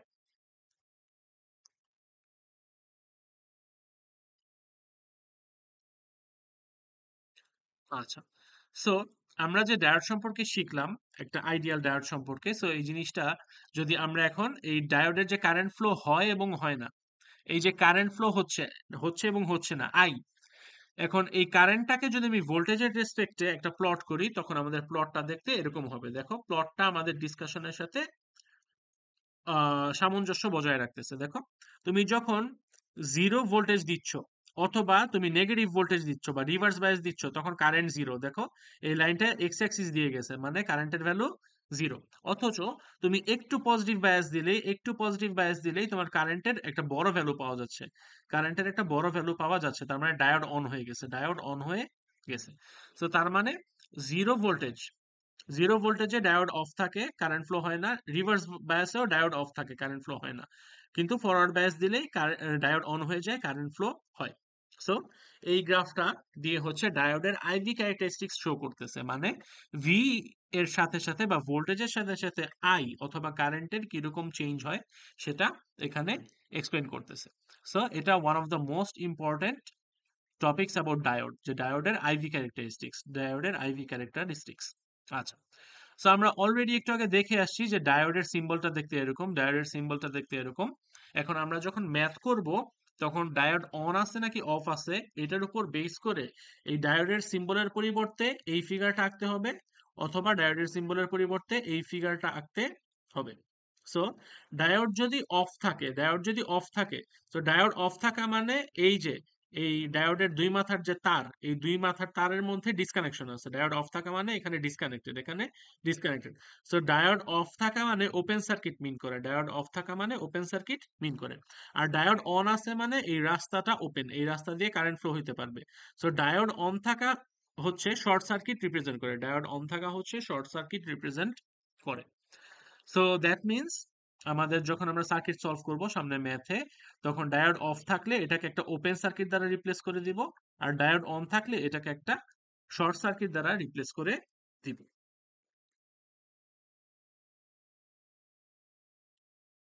ওকে, সো এবার আমরা এখানে যে আইভি এর গ্রাফটা দেখলাম, এই যে এই গ্রাফটা, সো এটা দেখো, এখানে লেখা আছে আইডিয়াল ডায়োডের কেসে এই গ্রাফটা অ্যাপ্লিকেবল, আইডিয়াল ডায়োডের কেসে এই গ্রাফটা অ্যাপ্লিকেবল, বাট রিয়েল লাইফে যে রিয়েল ডায়োড, তোমরা ল্যাবে যে এক্সপেরিমেন্ট করবা দেখবা যে গ্রাফটা এরকম আসবে না, গ্রাফটা আসবে এর পরের স্লাইডের মতো অথবা এরকম। সো কারণ কি, কারণ রিয়েল লাইফে সবকিছু রিয়েল রিয়েল ডায়োডের মতোই বা রিয়েল এলিমেন্টের মতোই কাজ করে, আইডিয়ালি কাজ করে না। সো এখন আমরা ডিফারেন্সটা দেখবো যে আইডিয়াল কার্ভটা দেখতে এরকম কেন ছিল আর রিয়েল কার্ভটা দেখতে এরকম কেন, আমরা এক্সপ্লেনেশন গুলো দেখবো। আচ্ছা, সো আমরা দেখছিলাম যে ডায়োডের মাঝখানে একটা ডিপ্লিশন রিজিয়ন থাকে। সো যখন ডায়োডের মধ্যে দিয়ে কারেন্ট ফ্লো হয় তখন ক্যারিয়ার গুলাকে এই ডিপ্লিশন রিজিয়নটা পার করে আসতে হয়, এই ডিপ্লিশন রিজিয়নটা পার করে আসতে হয়। সো সেখানে কিছু এনার্জি খরচ হয় বা সেখানে কিছু ভোল্টেজ খরচ হয়। সো প্রায় 0.5 থেকে 0.7 ভোল্টেজ এখানে খরচ হয়ে যায়, 0.5 থেকে 0.7 ভোল্টেজ এখানে খরচ হয়ে যায়। খেয়াল করো, এখানে এটাই মেনশন করা আছে যে এই ডিপ্লিশন রিজিয়নটা পার করতে, জাস্ট ডিপ্লিশন রিজিয়নটা পার করতে 0.5 থেকে 0.7 ভোল্টেজ লাগে। এইটুক ভোল্টেজ না দিলে ডায়োডটা ওই ক্যারিয়ার গুলা ওই ডিপ্লিশন রিজিয়ন পার করতে পারবে না অথবা ডায়োডটা কন্ডাক্ট করতে পারবে না। সো দ্যাট মিনস এই 0.5 ভোল্ট দেওয়ার আগ পর্যন্ত diode will be of. Real কেসে 0.5 ভোল্ট দেওয়ার আগ পর্যন্ত ডায়োড উইল বি অফ, কারণ ওর ডিপ্লিশন রিজিয়ন পার করার ক্ষমতা নাই। দেন 0.5 ভোল্টের চেয়ে বেশি ভোল্টেজ দিলে আস্তে আস্তে ডায়োডটা অন হওয়া শুরু করে বা কারেন্ট ফ্লো হওয়া শুরু করে, এবং হতে হতে 0.7 ভোল্ট দিতে দিতে তখন কারেন্ট ডায়োডটা টোটালি অন হয়ে যায়, তার মানে ওর মধ্যে দিয়ে প্রচুর কারেন্ট ফ্লো করতে থাকে। So that means the turn on voltage of diode is actually 0.7 volt. The turn on voltage of diode is 0.7 volt. But on হওয়া শুরু করে 0.5 এ এবং পুরোপুরি অন হয় 0.7 এ। অন হওয়া শুরু করে 0.5 এ এবং পুরোপুরি অন হয় 0.7 এ। সো তোমরা যখন এক্সপেরিমেন্ট 1 করবা ট্রিপলি 242 কোর্সের, তখন দেখবা ল্যাবে যখন মেজারমেন্ট নিবা তখন দেখবা যে ডায়োডটা এই রেঞ্জের মধ্যেই অন হচ্ছে, ডায়োডটা এই রেঞ্জের মধ্যেই অন হচ্ছে। ওকে, আচ্ছা ঠিক আছে। সো দেখো, তাহলে তুমি যখন ফরওয়ার্ড বায়াস দিবা, সো তখন ডায়োডের কার্ভটা দেখতে এরকম হবে, ডায়োডের কার্ভটা দেখতে এরকম হবে। আচ্ছা, সিমিলারলি রিভার্স বায়াসের ক্ষেত্রে আমরা আইডিয়াল কেসে দেখছিলাম যে কোনো কারেন্ট ফ্লো হওয়ার কথা না, এটা একটা হরাইজন্টাল লাইন হওয়ার কথা, বাট এখানে কিন্তু এই লাইনটা পুরোপুরি এক্স অ্যাক্সিসের সাথে যাচ্ছে না, একটু নিচে আসছে, একটু নিচে আসছে মানে কারেন্টের একটা ভ্যালু আছে, কারেন্টের একটা ভ্যালু আছে। কারণ আমরা যখন রিভার্স বায়াসে কানেক্ট করি, রিভার্স বায়াসে কানেক্ট করলে দেখতে পাচ্ছ যে এখানে ফরওয়ার্ড দিকে কোনো তেমন কারেন্ট ফ্লো হচ্ছে না, বাট রিভার্স দিকে একটা রিভার্স স্যাচুরেশন কারেন্ট ফ্লো হচ্ছে। সো এই কারেন্টটা জিরো না, অলমোস্ট নেগলিজিবল বাট জিরো না। সো এই জন্য আইডিয়াল কেসে যদিও আমরা জিরো ধরে নেই, এটা এক্স অ্যাক্সিসের হরাইজন্টাল ধরে নিছি, বাট রিয়েল কেসে এটা ছোট্ট একটা খুবই কম একটা ভ্যালু আছে, খুবই কম একটা ভ্যালু আছে। এই জন্য রিয়েল ডায়োডের প্লটে আমরা হচ্ছে এটা শো করছি। সো এই রিভার্স বায়াস দিলে যে কারেন্টটা ফ্লো হয় ওই কারেন্টটা খুবই কম, মাইক্রো এম্পিয়ার রেঞ্জে, আর ফরওয়ার্ড বায়াসে যে কারেন্টটা ফ্লো হয় এটা সেই তুলনায় অনেক বেশি, প্রায় 1000 গুণ বেশি মিলি এম্পিয়ার রেঞ্জে। সো এই জন্যই রিভার্স বায়াসের টাইমে যে কারেন্টটা ফ্লো হয় আইএস বা রিভার্স স্যাচুরেশন কারেন্ট, ওটাকে আমরা নেগলিজিবল বলি, কারণ এটা মাইক্রো এম্পিয়ার রেঞ্জে, এটা খুবই ছোট। সো এটাকে আমরা বলি নেগলিজিবল, এটাকে আমরা নেগলিজিবল বলি। আচ্ছা, সো এটা তো গেল গ্রাফের রিভার্স রিজিয়নটা। এরপরে চলে আসে ব্রেকডাউন রিজিয়ন। সো গ্রাফটা এরকম হওয়ার কথা ছিল না, যে এই পোর্শনটা, গ্রাফের এই পোর্শনটা টোটালি আনএক্সপেক্টেড, এটা কোত্থেকে আসলো। সো আমরা যখন এই ডায়োডটাকে খুব হাই রিভার্স বায়াস দেই, এখানে যখন খুবই হাই ভ্যালুর একটা ব্যাটারি লাগানো হয়, এখানে যখন খুবই হাই ভ্যালুর একটা ব্যাটারি লাগানো হয়, সো এই যে ডিপ্লিশন রিজন এটা বড় হতে থাকে, এটা অনেক বড় হতে থাকে, যত বড় ব্যাটারি লাগানো হবে তত বড় হতে থাকবে। সো এক সময় বাড়তে বাড়তে অনেক বেশি ভোল্টেজ যখন আমরা অ্যাপ্লাই করি, তখন এই ডিপ্লিশন রিজনটা এত বড় হয়ে যায় যে এই ডিপ্লিশন রিজিয়নটা আসলে তখন ভেঙে যায়, এটা ধ্বংস হয়ে যায়, ভেঙে যায়। সো ভেঙে যাওয়ার কারণে এই যে ডায়োডের যে খুব সুন্দর একটা অ্যারেঞ্জমেন্ট ছিল অ্যাটম গুলার, সো ওই অ্যারেঞ্জমেন্টটা আর থাকে না, ওই অ্যারেঞ্জমেন্টটা টোটালি ডেস্ট্রয় হয়ে যায়, ওই অ্যারেঞ্জমেন্টটা নষ্ট হয়ে যায়। সো এই অ্যারেঞ্জমেন্টটা নষ্ট হয়ে গেলে তখন ডায়োড দিয়ে infinite amount of current flow করতে থাকে, মানে প্রচুর কারেন্ট ফ্লো করতে থাকে।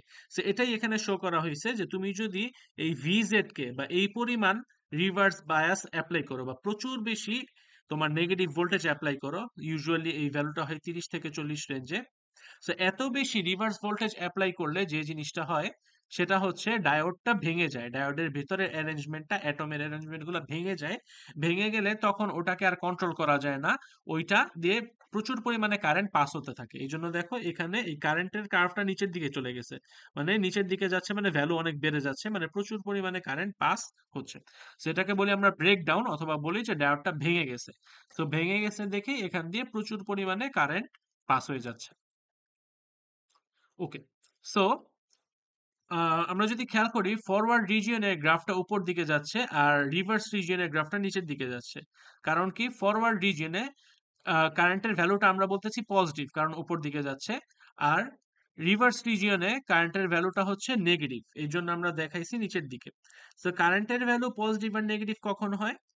যদি কারেন্ট একটা ডিরেকশনে যায়, ওই ডিরেকশনটাকে যদি আমরা ধরি পজিটিভ, তার মানে কারেন্ট যদি তার উল্টা ডিরেকশনে যায় তখন সেটাকে আমরা ধরি নেগেটিভ। সো দেখা যায় যে যখন আমরা ডায়োডটা ফরওয়ার্ড বায়াসে কানেক্ট করি তখন পি থেকে এন এর দিকে কারেন্ট ফ্লো হয়, আর যখন রিভার্স বায়াসে কানেক্ট করি তখন এন থেকে পি এর দিকে কারেন্ট ফ্লো হয়। সো ফরওয়ার্ড বায়াস আর রিভার্স বায়াসে কারেন্ট যেহেতু ডিফারেন্ট দিকে ফ্লো হয়, এই জন্যই আমার রাইট হ্যান্ড সাইডে গ্রাফটা উপরের দিকে উঠছে আর লেফট হ্যান্ড সাইডে গ্রাফটা নিচের দিকে নামছে, কারণ কারেন্টের ডিরেকশন বোথ কেসে ডিফারেন্ট। আচ্ছা, সো আমরা আইভি ক্যারেক্টারিস্টিক্স অফ রিয়েল ডায়োডের প্লটটা দেখলাম। সো এখানে বেসিক্যালি তিনটা মেজর রিজিয়ন আছে। সো একটা রিজিয়ন হচ্ছে ফরওয়ার্ড বায়াসের region on the right side, আর একটা রিজিয়ন হচ্ছে ফরওয়ার্ড বায়াসের রিজিয়ন হচ্ছে এটা, দেন এতটুকু হচ্ছে রিভার্স বায়াসের রিজিয়ন, আর এতটুকু হচ্ছে ব্রেকডাউন রিজিয়ন। সো একটা রিয়েল ডায়োডের আইভি ক্যারেক্টারিস্টিক্স এর প্লটে টোটাল তিনটা মেজর রিজিয়ন আছে। সো আমরা যদি আবার খেয়াল করি জিনিসটা, সো তাহলে এই রিজিয়নটাকে আমরা বলতেছি এক্স অ্যাক্সিস এর রাইট সাইডে, এই রিজিয়নটাকে বলতেছি ফরওয়ার্ড রিজিয়ন, এই রিজিয়নটাকে বলতেছি রিভার্স রিজিয়ন, আর এই রিজিয়নটাকে বলতেছি ব্রেকডাউন রিজিয়ন। সো একটা রিয়েল ডায়োডের আইভি ক্যারেক্টারিস্টিক্স প্লট হচ্ছে এটা, আর এটার মধ্যে টোটাল মেজর তিনটা রিজিয়ন আছে। সো এটা ডায়োডের খুব ইম্পর্টেন্ট একটা টপিক, যে ডায়োডের আইভি ক্যারেক্টারিস্টিক্স। সো এটা এক্সামে আসার মতো একটা কোয়েশ্চেন, যে এক্সামে আসতে পারে এভাবে, যে draw the IV characteristics of a real diode and explain the different regions in it. So তখন ও কোন রিজিয়নে কিভাবে কাজ করে, কখনো অন থাকে কখনো অফ থাকে। ওকে, সো এটা এখানে কেন অন হচ্ছে 0.5 থেকে 0.7 ভোল্ট রিজিয়নে, আর ব্রেকডাউনটা কেন এই ভোল্টেজেই হচ্ছে, অথবা রিভার্সে তো কারেন্ট থাকার কথা ছিল না বাট তাও এখানে কেন অল্প কিছু কারেন্ট পাওয়া যাচ্ছে। সো এই টাইপের বিষয়গুলো এক্সপ্লেইন করতে হবে আনসারে।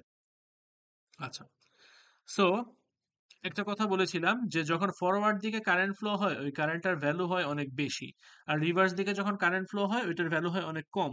সো এটার ভ্যালু যেহেতু অনেক কম হয়, এই লাইনটা আসলে একদম এক্স অ্যাক্সিসকে টাচ করেই যাওয়ার কথা, বাট এখানে এই লাইনটা এরকম এত নিচ দিয়ে যাচ্ছে কেন, বা ভ্যালু এত বেশি মনে হচ্ছে কেন? দেখো এখানে লেখা এক্সপান্ডেড স্কেল, তার মানে এই ফিগারটার ওয়াই অ্যাক্সিস এর যে নিচের পোর্শনটা, এই নিচের পোর্শনটাকে হচ্ছে জুম করা হয়েছে, জুম করে বড় করে দেখানো হয়েছে। সেই জন্য গ্রাফটা অ্যাকচুয়ালি হওয়া উচিত ছিল এমন, উপরের পোর্শন এটা, নিচের পোর্শন এটা, নট দ্যাট জুমড, বাট আসলে বোঝার সুবিধার্থে নিচের পোর্শনটাকে জুম করে দেখানো হয়েছে। এই জন্য হচ্ছে নিচের পোর্শনটায় দেখে মনে হচ্ছে যে কারেন্টের ভ্যালু বেশ হাই একটা ভ্যালু আছে রিভার্স বায়াসে, বাট আসলে ভ্যালুটা এত না। একটু আগেই বলছি যে রিভার্স কারেন্টের ভ্যালু হচ্ছে মাইক্রো এম্পিয়ার রেঞ্জে, আর ফরওয়ার্ড কারেন্টের ভ্যালু হচ্ছে মিলি এম্পিয়ার রেঞ্জে। সো এই কারেন্টটা খুবই ছোট, প্রায় 1000 গুণ ছোট, বাট এখানে ইচ্ছা করেই জুম করে বড় করে দেখানো হয়েছে যাতে আমরা ইজিলি বুঝতে পারি।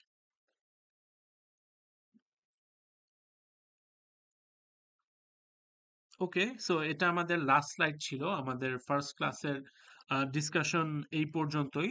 তোমাদের কারো কোনো কোয়েশ্চেন আছে? গ্রাফটা আরেকবার বোঝালে ভালো হইতো। কোনটা গ্রাফটা? জি স্যার। হ্যাঁ হ্যাঁ, আচ্ছা ঠিক আছে, গ্রাফটা আমরা আরেকবার বুঝি। ওকে, নো প্রবলেম। ওকে, আমরা গ্রাফটা আরেকবার বুঝি। আচ্ছা, সেই গ্রাফটা হচ্ছে আপনি যে বললেন আইভি। প্রশ্ন এভাবে আসবে এভাবে আসবে, মানে ওইটা কিভাবে মানে ব্যাখ্যা দিব আর কি, একটু ওইটা একটু বোঝান। আচ্ছা আচ্ছা, আমি চেষ্টা করতেছি। তোমার যদি কোনো কোয়েশ্চেন থাকে বললো। ওকে, আচ্ছা। সো দেখো, ওকে, সো ফার্স্টে আমরা গ্রাফের এই রাইট হ্যান্ড সাইড পোর্শনটা দেখবো। ওকে, এক্স অ্যাক্সিসের রাইট সাইডে। ওকে, সো এটা যেহেতু পজিটিভ এক্স অ্যাক্সিস, এটা মানে বোঝাচ্ছে এখানে ভোল্টেজের ভ্যালু পজিটিভ, মানে আমি পজিটিভ ভোল্টেজ দিচ্ছি। পজিটিভ ভোল্টেজ দেয়া মানে হচ্ছে আমরা ব্যাটারিটাকে ফরওয়ার্ড বায়াসে লাগাইছি। পজিটিভ ভোল্টেজ দেয়া মানে আমরা ব্যাটারিটাকে ডায়োডের সাথে ফরওয়ার্ড বায়াসে লাগাইছি। তার মানে ডায়োডটা দেখো দেখতে এরকম। সো ডায়োডটা যখন এরকম হয়, সো তুমি যখন ব্যাটারিটাকে এমন ভাবে লাগাও যে ডায়োডের পি সাইডে হচ্ছে ব্যাটারির পজিটিভ প্রান্ত, আর ডায়োডের এন সাইডে হচ্ছে ব্যাটারির নেগেটিভ প্রান্ত। সো এটাকে গিয়ে বলি, এটাকে বলি আমরা ফরওয়ার্ড বায়াস। এই কানেকশনটাকে বলি আমরা ফরওয়ার্ড বায়াস। সো আমরা কি বলছিলাম যে ফরওয়ার্ড বায়াসে ডায়োড অন হয়, ফরওয়ার্ড বায়াসে ডায়োড অন হয়। সো তার মানে ফরওয়ার্ড বায়াস দিলে ডায়োডের মধ্যে দিয়ে কারেন্ট ফ্লো হবে। কিন্তু দেখো এখানে এই গ্রাফে এই ফরওয়ার্ড বায়াস আমি এই পর্যন্ত দিছি, বাট স্টিল ডায়োডটা কিন্তু তখনো অন হয় নাই, কারেন্টের ভ্যালু তখনো জিরো। কারণ কি? কারণ একটু আগে আমরা বলছি যে ডায়োডের এই মাঝখানের এই রিজিয়নটাকে বলে ডিপ্লিশন রিজিয়ন। সো আমার ইলেকট্রন বা হোল যখন লেফট থেকে রাইটে আসতে চায় বা রাইট থেকে লেফটে আসতে চায়, ওকে এই মাঝখানের বাধাটা অতিক্রম করে আসতে হয়। সেই মাঝখানের বাধাটা অতিক্রম করতে গিয়ে ওর 0.5 ভোল্ট বা 0.7 ভোল্ট খরচ হয়ে যায় এই বাধাটা অতিক্রম করতে গিয়ে। সো তার মানে তুমি যদি এই এতটুকু অ্যাটলিস্ট ভোল্টেজ না দাও 0.5 থেকে 0.7, তাহলে ডায়োডটা কখনোই অন হবে না, কখনোই অন হবে না। সেটাকে বলা হয় ডায়োডের টার্ন অন ভোল্টেজ, যেটাকে বলা হয় ডায়োডের turn on voltage.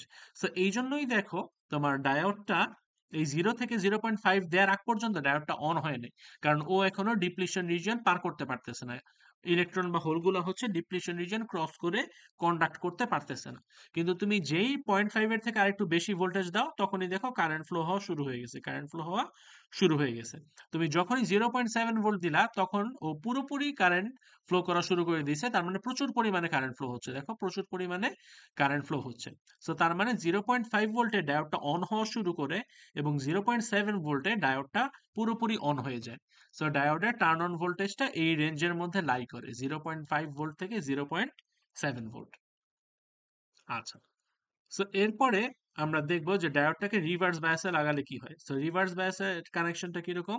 So ডায়োডের P সাইডের সাথে আমি লাগাই ব্যাটারির মাইনাস প্রান্ত এবং প্লাস প্রান্তটা নিয়ে লাগাই হচ্ছে এন সাইডে।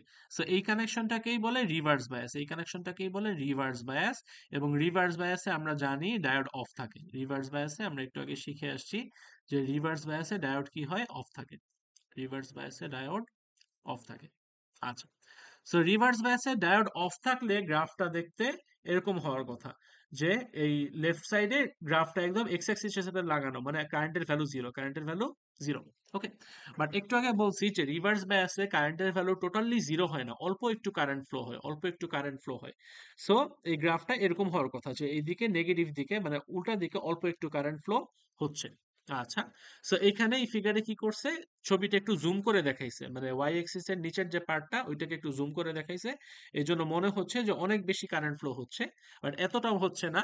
খুবই নেগলিজিবল অ্যামাউন্টের খুব ছোট একটা কারেন্ট ফ্লো হয়। এই কারেন্ট ফ্লোটাকে এই ব্লু পোর্শনটা দিয়ে বোঝানো হয়েছে। ওকে, রিভার্স বায়াসে লাগাইলে যদিও কারেন্ট ফ্লো হওয়ার কথা না, জিরো কারেন্ট ফ্লো হওয়ার কথা, বাট তাও খুব অল্প পরিমাণ কিছু কারেন্ট ফ্লো হয়। সো সেই অল্প কারেন্টটাকে হচ্ছে এই ব্লু পোর্শনটা দিয়ে দেখানো হয়েছে। আচ্ছা, সো এরপরে এরকমই হওয়ার কথা, এই গ্রাফটা আসলে এদিকেই কন্টিনিউ করার কথা, কারেন্ট ফ্লো কখনোই বাড়ার কথা না। বাট আমরা দেখতেছি অ্যাকচুয়ালি গ্রাফটা কি হচ্ছে, হঠাৎ করে নিচের দিকে নেমে গেল, হঠাৎ করে নিচের দিকে নেমে গেল। সো এখানে কি হয়েছে, ডায়োডটার ব্রেকডাউন হয়ে গেছে, ডায়োডটার ব্রেকডাউন হয়ে গেছে মানে ডায়োডটা ভেঙে গেছে। সো ভেঙে গেছে মানে কি হয়েছে, আমরা যদি দেখি এটা হচ্ছে ডায়োডের রিভার্স বায়াসের ফিগার। সো রিভার্স বায়াসে আমরা বলছি যে ডিপ্লিশন রিজনটা বড় হয়ে যায়, রিভার্স বায়াসে বাধা বেড়ে যায়, বাধা বেড়ে গেলে ডিপ্লিশন রিজিয়নটা বড় হয়ে যায়। সো তুমি এখানে যত বেশি ভোল্টেজ লাগাবা রিভার্স বায়াসে, এই ডিপ্লিশন রিজিয়নটা তত বড় হইতে থাকবে। সো এক সময় অনেক বড় হতে হতে কি হয়ে যায়, তখন এই ডিপ্লিশন রিজিয়নটা আর ব্যালেন্সড অবস্থায় থাকে না, এই পুরো জিনিসটা হচ্ছে ভেঙে চুরে যায়। ওর মধ্যে যে অ্যাটমের অ্যারেঞ্জমেন্ট আছে, ডিপ্লিশন রিজিয়ন এর অ্যারেঞ্জমেন্টটা পুরোপুরি ভেঙে চুরে যায়। সো পুরোপুরি ভেঙে চুরে গেলে কি হয়, লেফট থেকে রাইটেও কারেন্ট যেতে পারে ইনফিনিটি, রাইট থেকে লেফটেও প্রচুর পরিমাণে কারেন্ট যেতে পারে, কারণ তখন আর কোনো অ্যারেঞ্জমেন্ট নাই, বাধা দেওয়ার কেউ নাই। তার মানে তখন প্রচুর পরিমাণে কারেন্ট ফ্লো হওয়া শুরু হয়। কখন হয়, যখন আমি রিভার্স বায়াসে অনেক বড় একটা ভোল্টেজ অ্যাপ্লাই করি, রিভার্স বায়াসে অনেক বড় একটা ভোল্টেজ অ্যাপ্লাই করি। সো তখন দেখো অনেক কারেন্ট ফ্লো হওয়া শুরু হয়েছে, এই জন্যই এই গ্রাফটা নিচের দিকে নেমে যাচ্ছে, মানে প্রচুর কারেন্ট ফ্লো হচ্ছে। এই ভোল্টেজটা পার করার পরই এখানে প্রচুর পরিমাণ কারেন্ট ফ্লো হচ্ছে। সো রিভার্স বায়াসে কারেন্ট ফ্লো হয় এন থেকে পি এর দিকে, আর ফরওয়ার্ড বায়াসে কারেন্ট ফ্লো হয় পি থেকে এন এর দিকে। এই জন্য কারেন্টের ডিরেকশন যেহেতু ডিফারেন্ট, সো ফরওয়ার্ড বায়াসে কারেন্টটাকে দেখাচ্ছে উপর দিকে যাচ্ছে, কারণ এটা পজিটিভ ওয়াই অ্যাক্সিস, কারেন্টের ভ্যালু পজিটিভ। আর রিভার্স বায়াসে দেখাচ্ছে কারেন্টটা নেগেটিভ দিকে যাচ্ছে, কারণ এটা নেগেটিভ ওয়াই অ্যাক্সিস, আর নেগেটিভ ওয়াই অ্যাক্সিসে কারেন্টের ভ্যালু নেগেটিভ।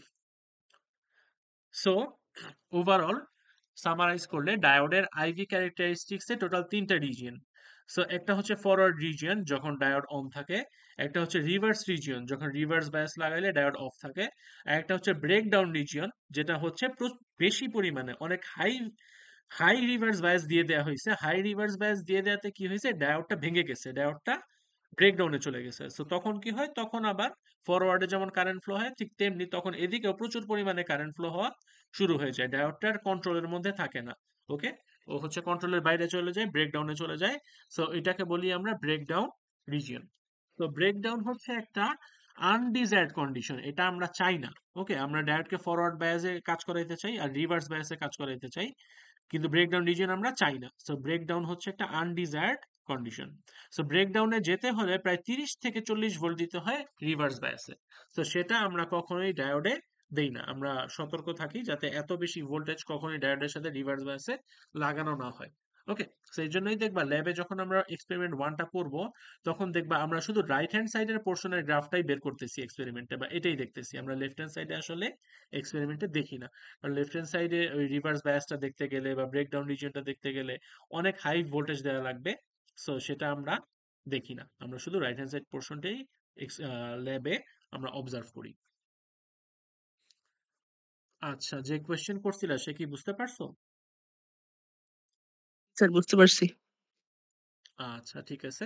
সো আমি তো রেকর্ড দিয়ে দিব, সো যদি বুঝতে না পারো তুমি আরেকবার দেখতে পারো, আরেকবার দেখে বোঝার চেষ্টা করতে পারো। তাও যদি না বুঝো তুমি আমাকে আস্ক করতে পারো, বা লাইভ ক্লাসে সামনাসামনি জিজ্ঞেস করতে পারো, আমি আরেকবার বুঝিয়ে দিব।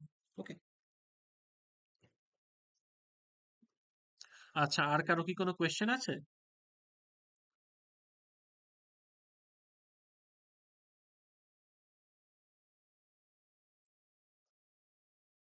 আচ্ছা, আর কারো যদি কোনো কোয়েশ্চেন না থাকে আমি ক্লাসটা এখানে শেষ করে দিব।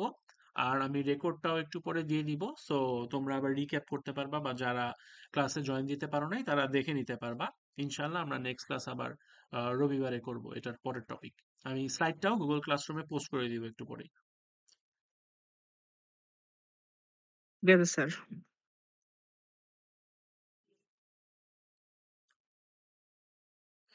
আচ্ছা, আর কারো কোনো কোয়েশ্চেন না থাকলে আমরা ক্লাসটা এখানেই শেষ করতেছি।